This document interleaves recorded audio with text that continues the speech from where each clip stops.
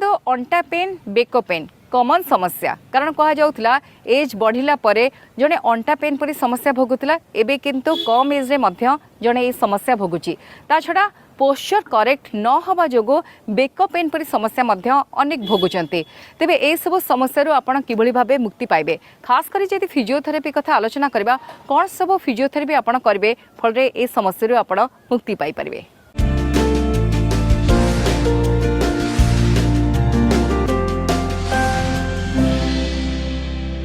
आजिकली आमे देखिबा कि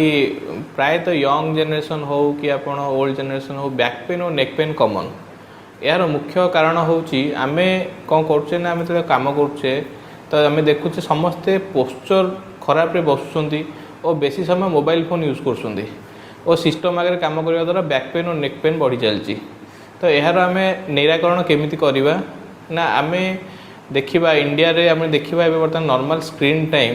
बर्तमान दिन को 3 ରୁ 5 घंटा हो गलानी जोटा कि आम रेगुलाली मुंड तलू करी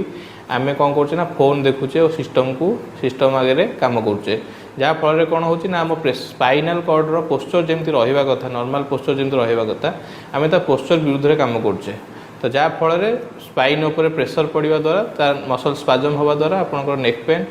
एवं बैक पेन होमें कौन करवा ना आम जो स्क्रीन फोन देखा कि सिस्टम देखा आम सब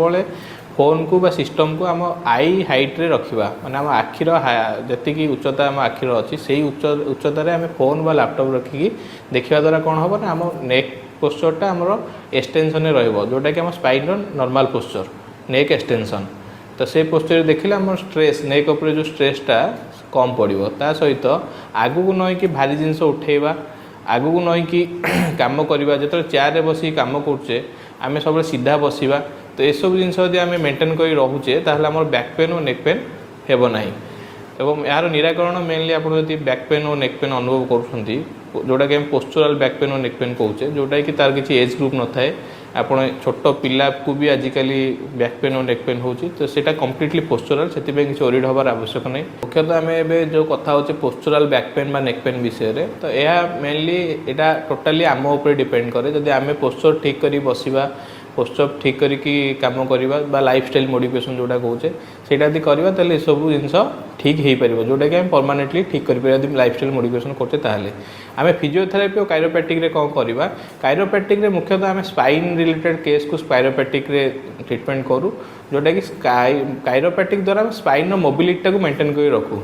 स्पाइन मोबिलिटी काइरोप्रैक्टिक द्वारा ही मेंटेन हुए बाकी फिजियोथेरापी आम ऑल ओवर सबू डिजीज पे फिजियोथेरापी ट्रीटमेंट यूज करूँ फिजियोथेरापी ट्रीटमेंट रे आम मेनली आम फोकस रहा मसल रिलैक्स करने जो मसल गुड़ा टाइट अच्छी रिलैक्स करूँ जो मसल गुड़ा वीक अच्छी स्ट्रेंथन करूँ ता सहित जदि पोस्चर आप खराब अच्छी आप लाइफ पोस्चरल करेक्शन कौन कौन एक्सरसाइज एडवाइस करूँ खाली काइरोप्रैक्टिक रे जे रोग भल होटा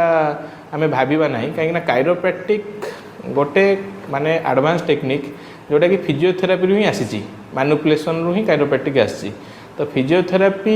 सहित काइरोप्रैक्टिक आम करुचे ताहले आप पेसेंट जोटा खाली फिजियोथेरापी मसे लगी था भल हाँपी काइरोप्रैक्टिक टेक्निक यूज करने द्वारा से 15 ରୁ 20 दिन में आम 10टा खंड सेसन आम कमिज आम रेगुलर काइरोप्रैक्टिक करने कथा नुह कले कौन हम ना जॉइंट लैक्सिटी हो आम ए देखुचे प्राय पेसेंट आसी कहती किसी जगह रेगुलर काइरोप्रैक्टिक कर जोटा कि पूरा कंट्राइंडिकेटेड रेगुलर काइरोप्रैक्टिक केबे भी पेसेंट को एडवाइजेबल नुह